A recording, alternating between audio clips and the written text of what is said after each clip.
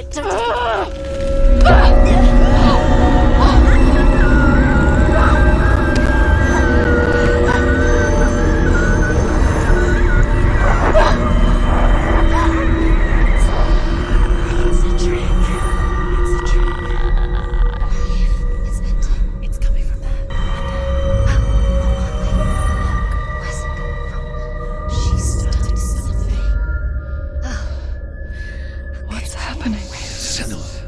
Imagine a sword that can slay gods.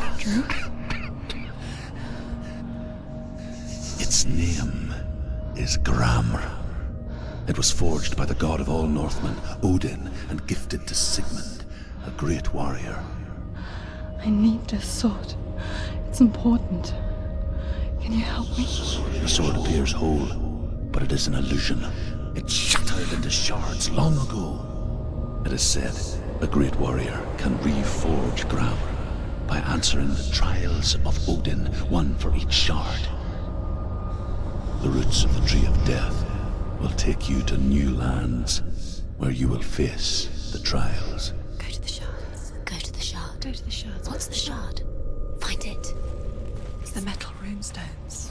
It's in front of you. Find it. The metal. The runes. You need that sword. Go to the shard. Find the shards.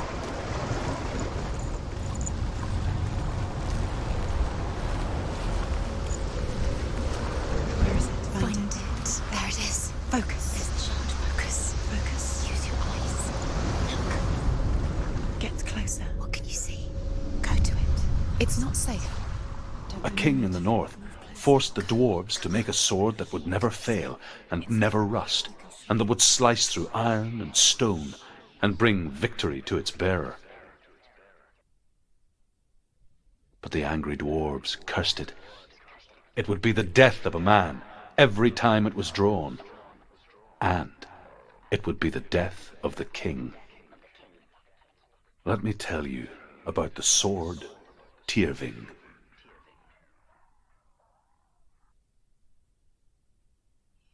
I don't recognize this place. Where are we? Where is she? It feels wrong. Where are we now? Burial mound. So strange that we go to such lengths to bury death. Something so very ordinary, inevitable. It's as if we conspire to hide death, because we have no answer for it. But when it comes and forces itself onto our friends or loved ones, then comes the reckoning. Feel the dead in the air. You can feel the dead. Why would he do this? Turn back. Why would he bring her here? It's not safe here. Why would he do something so dangerous? Bring her here. Dylan would never do that. He would never risk her life. He cares about her too much. He loves her. He doesn't. He loves her. Senua, you remind me of a story that the Northmen tell about a young woman warrior. Her name is Hervor, the daughter of a berserker born after he was killed. She is a wild, willful child who teaches herself to fight with weapons. When she learns where her father is buried, her only desire is to reclaim the treasure buried with him, but above all, the sword, Tyrving.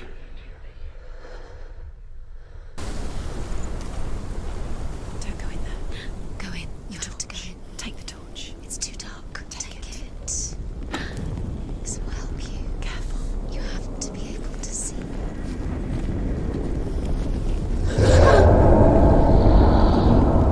Who's there?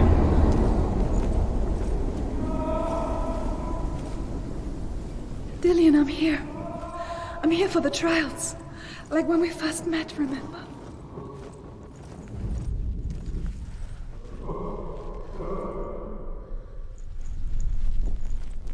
There he is. There he is. Dillian. There he is. Finally. You found him. What's wrong? What happened? Can you hear me? How did you let him go? Just wait there. I'll find you. Encourage you. Dillian's calling to you. Can you hear him? Where is he? He sounds like he's getting further away. Have you lost him? You're going the wrong way. Are you lost? Herva disguises herself as a man to join a band of warriors, and soon becomes their leader. This way. When they come to the island where her father is buried, her men do not want to go ashore. They say that evil haunts the island, and that it is a worse place by day than other places are by night. Fearless, she lands alone. There are many grave mounds, and all of them have ghostly flames burning over them. She comes to the grave mound of her father after passing through these ghostly fires as though they were mist. The flames I passed through were real enough. Damn the Northmen to hell.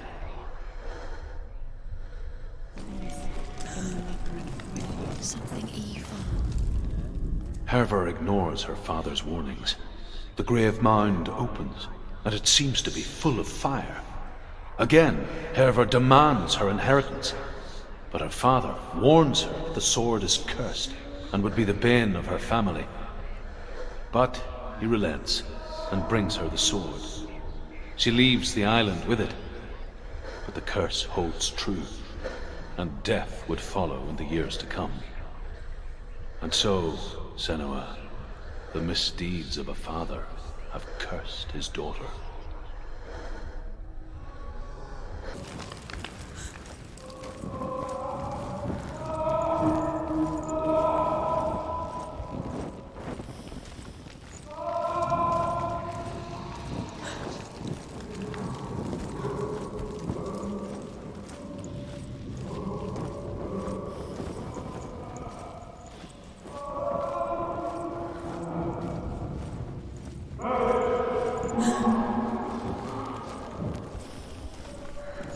Quiet. He wants me to find him. I'm lost without him.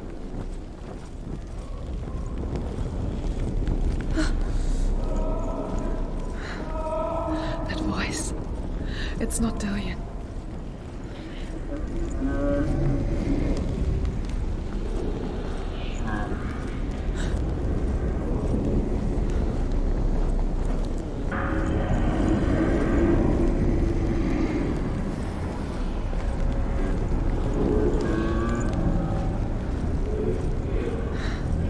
Dillian wants me to face my fears.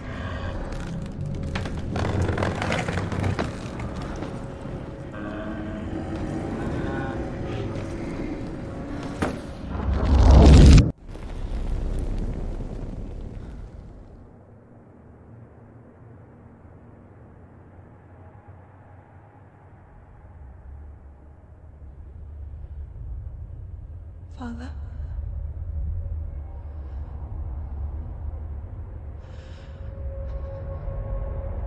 I'm leaving. I've decided. I think it will be good for me.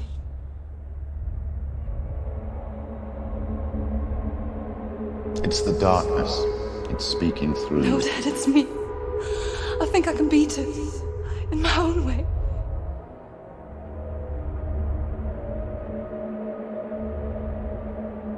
I can see the darkness in your eyes, child.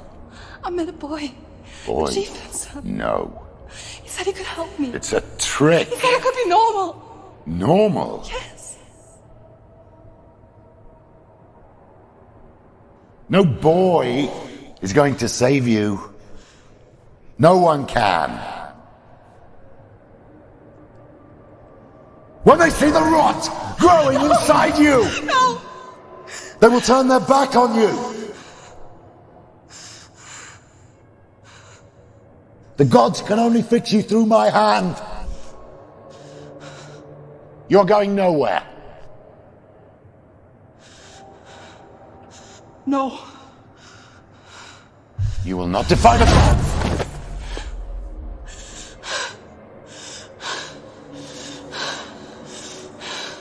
Come, child, take my hand. Come. Senua. I am leaving! You cannot escape the darkness. Your curse will make everyone suffer. You will have blood on your hands!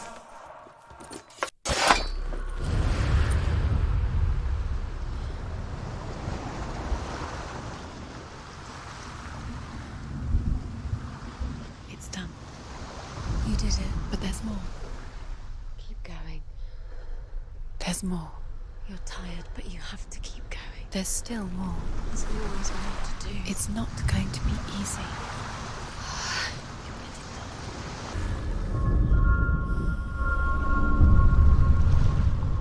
I want to tell you a story about a god of the Northmen called Balder. The second son of Odin, he was beautiful, good, and wise. He was fair of feature, he spoke fair words, he gave fair judgments. Light shone from him. Only good things were told of him. Yet he was the first of the gods to die.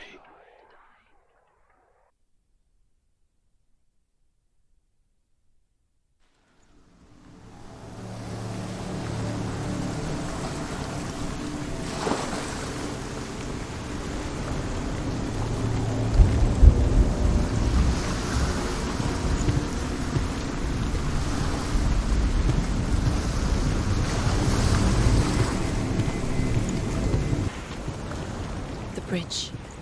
You've come this far, but the bridge is broken. There's no way you can fix it. What do you do now, son?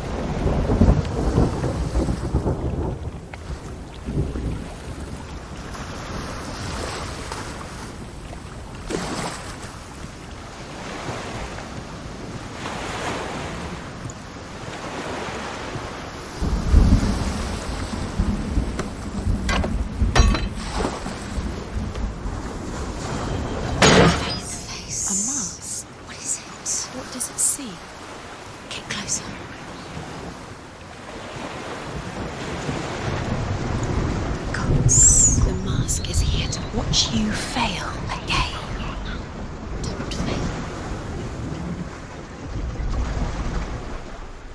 It's dangerous. Don't go near it. Where are we? What is this? It's the same. It's another world. It's lighter. It's nicer. I like it here. Can we stay? Let's stay here. I like the way it feels. It's safe here. It's calm here. The bridge. It's not broken. It's fixed. What happened? The bridge is fixed. Let's cross it.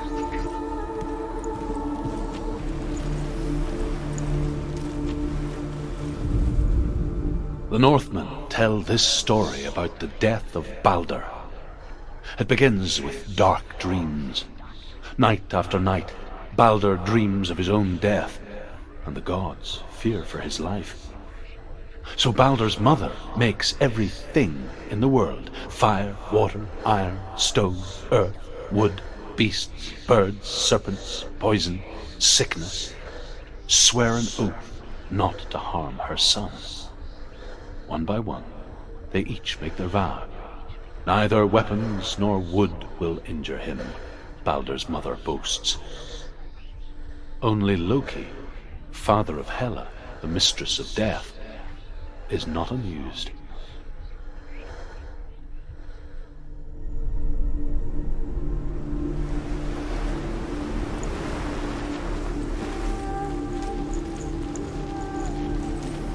Dillian is in there. Don't forget. You can feel. You can feel his presence. You need the runes to fight Dillian. You need Dillian.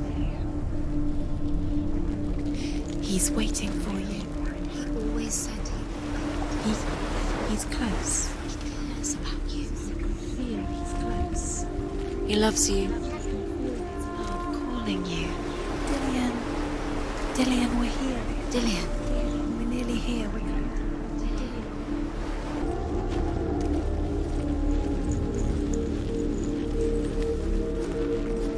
The world once seemed so simple. Black and white. Darkness and light. Narrow dividing lines of our own making. Dillian taught her to see further. to peek through the cracks and see the worlds of colour stretching away from the gloom. And Senua explored new paths into the unknown.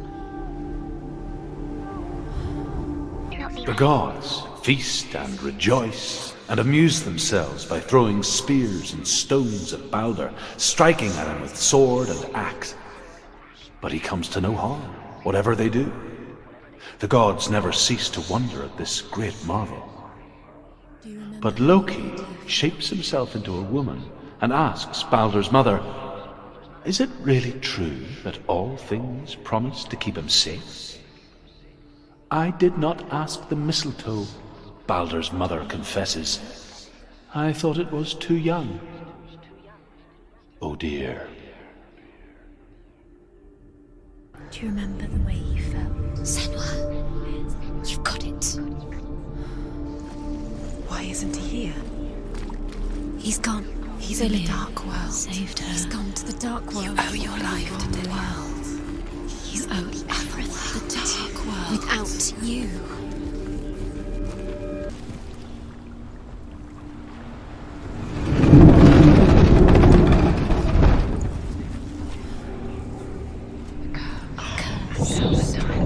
Just like it strangled him.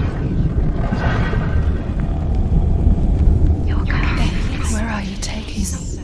He's up there. How do you get up there? There's a way. There is a way up there. Find the way. Loki makes a dart out of mistletoe and goes to the gods as they throw things at Balder. The blind god, Huth, was there. Loki asks him why he wasn't taking part. Huth says, "I cannot see where Balder stands, and even if I could see him, I have no weapon." Guilty. Loki replies, "Here is a wand. I will tell you where he stands." And Huth throws the mistletoe at Balder. It pierces through him, and to everyone's horror, Balder is killed. And for this, Huth is slain. You have no chance for love now. Nobody.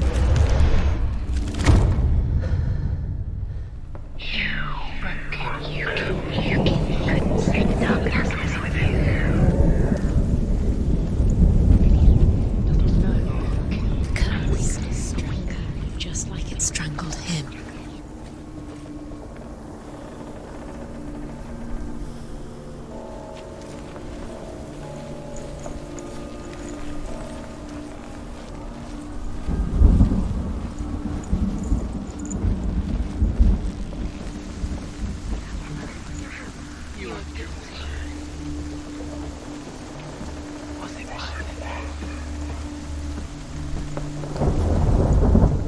The Northmen tell how the gods mourned Balder. His body was to be burnt on his ship, but they could not manage to push it into the sea and sent for a giantess to do it. She comes riding a wolf and has vipers for her reins. She pushes Balder's ship into the sea with such force that the ground shakes and the rollers burst into flames.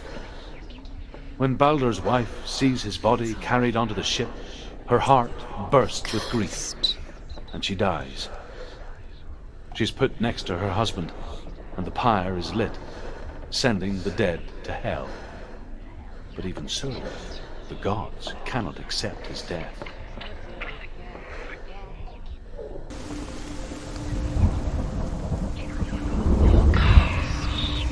Years had passed since she left her father. She trained hard alongside her friend, Lien. She saw things no one else could. Patterns, shapes, movement. An intuition that made her an exceptional warrior. Friendship turned to love. Why didn't she listen to me? But the shadow of darkness never let her go, and she was caught between two worlds. That of Zinbel and her past, and Lien, her future. Two realities tearing at her soul.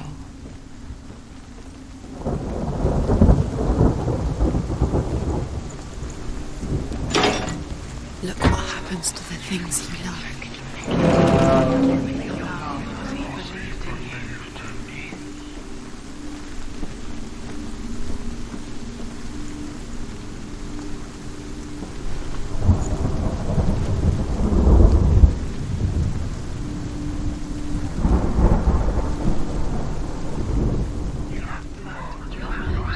You are wasting your You have no time for this. Speed up.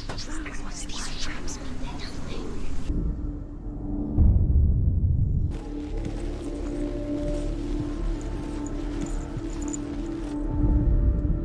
Overcome with grief, the gods send Hermod to ride to Hell and ask Hela to let Balder return home. All the gods are weeping, he says. Are they? Asks Hela. We shall see if he is truly missed. If everything in the world will weep for him, he shall go back to the gods. But if even one thing refuses, Balder stays with me. The gods send messengers everywhere. Weep for Balder, weep him out of hell. And everything wept. Men, beasts, earth, stone, trees, metal, everything. Except for a giantess they found in a cave. Balder was never my friend, she says. Let Hel keep what she has. The Northmen say that the giantess must have been Loki in disguise.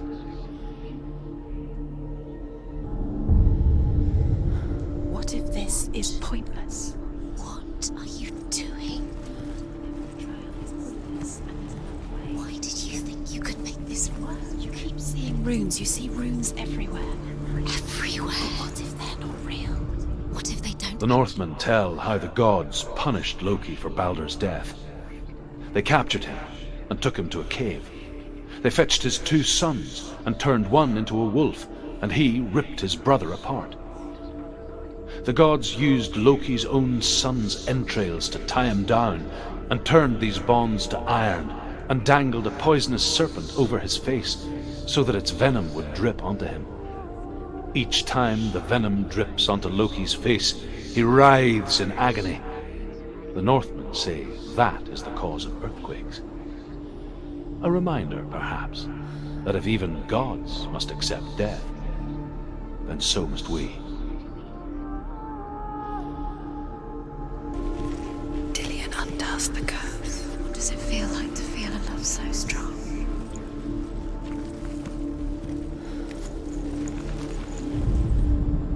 Nobody will love her now. Can you remember what love feels like? Look what happens to the things she loves. She destroys the things she loves.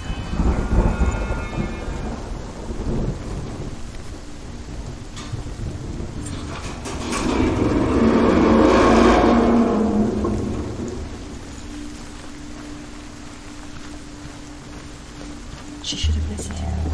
Why didn't she listen to her father? She thought she could define him.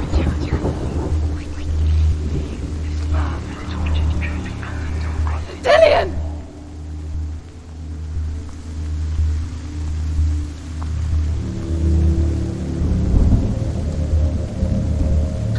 There he is. Dillion never much cared for the underworld, and looked dimly upon the Druids, like her father, Sinbel. I guess he took after his father, the chieftain who believed nothing he couldn't see, Very careful. and he happened to be blind. She felt safe in Dillion's arms, had to see the world through his eyes. And slowly, the darkness that had bound her so tightly began to unravel. You're going to fall. Careful. No, don't she's fall not. down. She's not going to fall. She's strong. She's steady. She can do it. You can do it, Senua.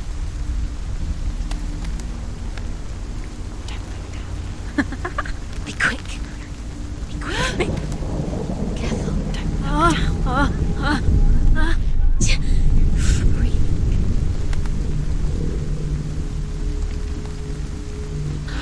There he is.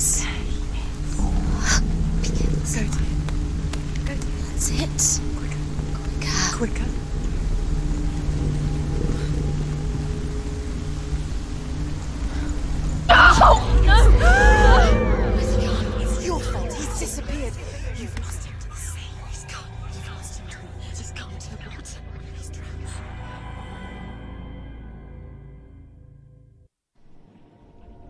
Senua, your father cannot understand your darkness. He cannot see through your eyes. No one can. My own father was born blind. Doesn't have the faintest idea of what the night looks like. The word dark to him means as little as the word light. So someone is afraid of the dark. Should we fix them by taking away their sight? Would you give up the beautiful world that you, and only you, can see just to be rid of your nightmares?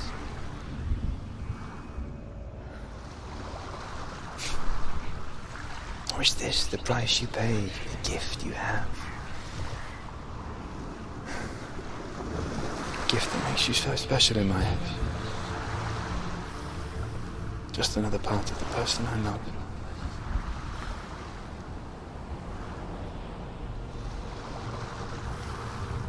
I left for the wilds to protect you from my darkness.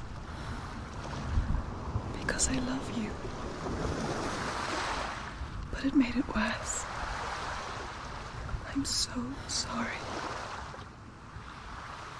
What if this is pointless? What if you're wrong? What if this has nothing to do with the sword? What if we're wrong? The sword will never be yours.